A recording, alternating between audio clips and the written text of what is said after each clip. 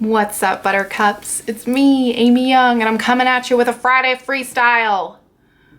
First of all, I want to say thank you to everyone who commented on last week's video to let me know how you feel about the format of these Friday videos. The overwhelming consensus seems to be that you like these one-take, open-hearted dialogues just as much as I do. So let's keep it that way for now. If it ain't broke, don't fix it. Secondly, so many of you commented saying that I look like I needed a hug or that it seemed like I was down. And you are so in sync with me because I was really sick last week. I felt so crappy and awful. So I did need a hug and it helped. Like I read all of those and I felt hugged. It's kind of weird, but it's the truth. So thank you to everyone. I'm feeling much better. Let's dive into today. Oh, it's gonna be a doozy because I've got beef. Where's the beef? It's right here. What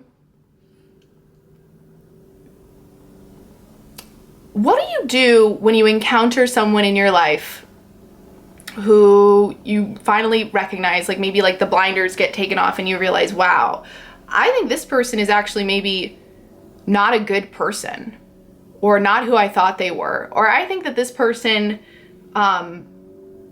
is doing nothing for me. Like the only thing that this person contributes to my life is negativity, or it makes me feel bad about myself, or any of that stuff. Like I get a lot of questions about this because it's kind of a hard thing to navigate when we realize that about someone. And I say I've got beef because I think the overwhelming consensus in the majority of the well-being community would be that we need to eliminate toxic people from our lives. Haven't you heard this before? Like this descriptor? Some of these people are toxic. They're emotional vampires. They're just there to bring you down. You need to get rid of all that toxicity. I gotta tell you something. Chemicals can be toxic. Fumes can be toxic. Waste can be toxic. Human beings? Don't fucking label a human being as toxic. I think this is one of the most like unenlightened, highfalutin things that people prescribe to, is to like point at another person and say, you're toxic. It's basically like, what are we doing there? We're really like creating this dynamic where it's like, I'm here. Like I'm a good person. You're a bad person. And therefore like, I need to get you out of my life. And I say this as someone who, believe me, okay, I've had my fair share of experiences with individuals that anybody would label as toxic. I mean, people who were doing nothing for me, people who hurt me repeatedly, betrayed me. Like, I get it. I know what it's like to have someone that's sucking the fucking life out of you, and you can see it happening, you can feel it happening.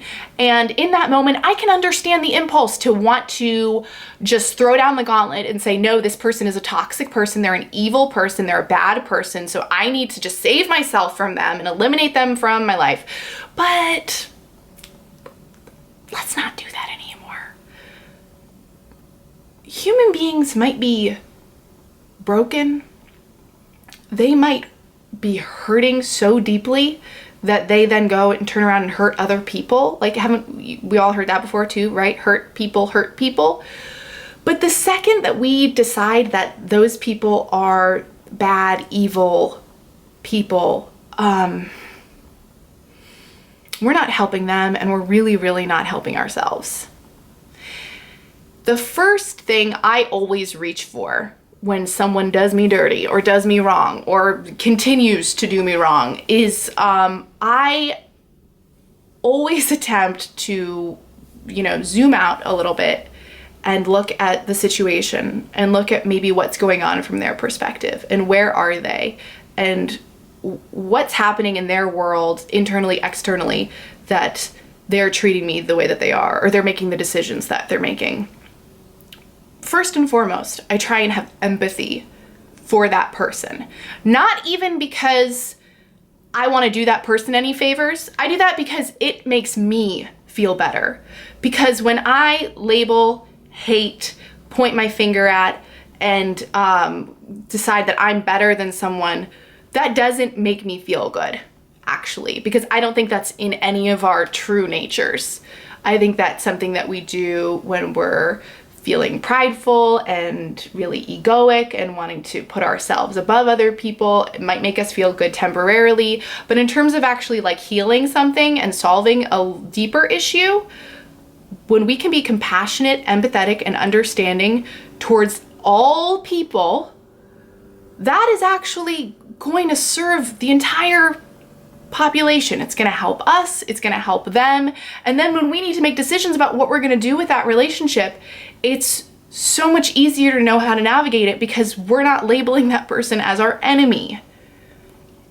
I mean, don't you think, like, isn't it nicer to sit down and have a conversation with someone and explain to them, listen, like, I truly do, like, I love you, I care about you, but the way that you are right now, or the way that you're treating me right now, it is so, I don't even know if you realize how painful it is. Like, I don't know if you realize what your actions are creating between us, but I can't have that anymore. I can't experience that. I can't sign up for that anymore. And I want the best for you. I want you to be happy. I want you to, you know, get whatever you want, whatever you need. Like, to say really genuinely, like, I feel for you, but I know in my heart, like, what's best for me, and what's best for me is not this. I mean, that is like a helpful, healthy, happy, healing conversation. Sitting down and telling someone why they suck, why their behavior is unacceptable, why they're a toxic person, a bad person. Do you know how far those conversations get any of us? Not very far. I mean, I have played on both sides of the spectrum. I'm just telling you the reality of at least my experience, and, you know, the experience of many other people who I know, so many of my clients who struggle with these issues all the time. Don't distance yourself from the perpetrator. And I mean that, like, emotionally. If you need to protect yourself, if you need to create boundaries, create barriers, absolutely do it. But what I'm actually talking about here is, what is the motivation and the intention behind doing that? Is it coming from a place of, like, hate, spite, anger, hurt, wanting to put myself above them? Or is it coming from a place of understanding, compassion, empathy, and kindness in a genuine way? We always want to be reaching for those things because it feels nicer to be that way. Yeah, I think that's everything. And yeah, and I understand, like, every situation's different, right? And maybe right now for you, truly labeling someone as toxic, telling yourself they can't be in your life because they will poison everything, if you have to tell yourself that to protect yourself, to be okay, you do you, sister or brother. That's in your jurisdiction. This is your life. I'm just letting you know what has generally worked better for me is when I can access this place of compassion and understanding. Compassion first. That's one of my life mantras. Compassion first.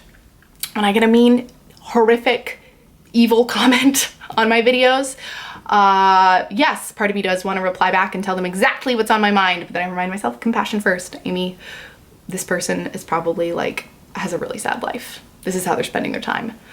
That's rough. Yay! Yay! Thank you for watching. If you liked this video, please subscribe to my channel. If you want to be part of the bigger conversation that's happening on my website, head to the link in the description box, amyyoungcoaching.com, and join that community. I would love for you to be a part of it. And until next time, I love you. Thank you. And I'll see you. This this was such a jarring, unexpected perspective. I didn't even know how to process it. Like, I had to let it sink in for a moment and consider it.